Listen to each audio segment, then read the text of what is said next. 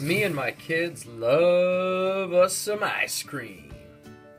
We love it so much, in fact, that we eat 35 ounces in 7 days. Which means we eat 70 ounces in 14 days, and we can keep scaling that up if we want. We could even graph our ice cream eating with days on the x-axis and ounces on the y. In this case, one of the points would show us that after 7 days we've eaten 35 ounces, and after 14 days we've eaten 70 ounces. Here's a question. What's our rate of ice cream eating in ounces per day? Well, to do that, we'd have to shrink this down from a 7 to a 1 by dividing by 7. If we also divided the 35 by 7, we would see that our rate is 5 ounces for every 1 day, or 5 ounces per day. How would this rate show up in the graph?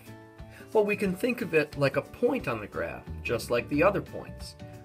We would think of it as 1, 5.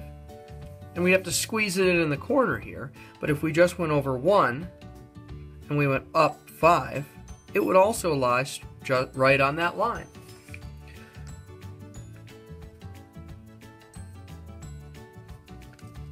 And couldn't we also write an equation for this relationship? In order to get the ounces of ice cream, we have to take the number of days and multiply by 5. Here's the equation. To get the ounces of ice cream, we take the number of days and we multiply it by 5.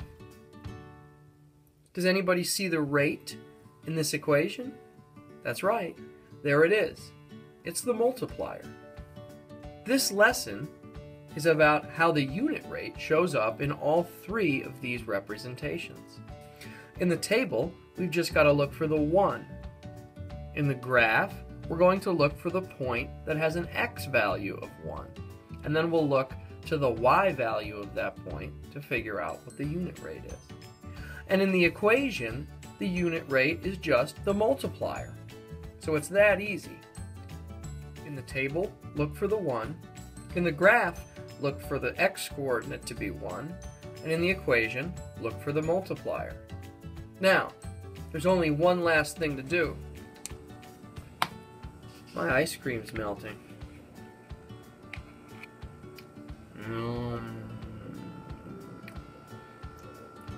Have fun!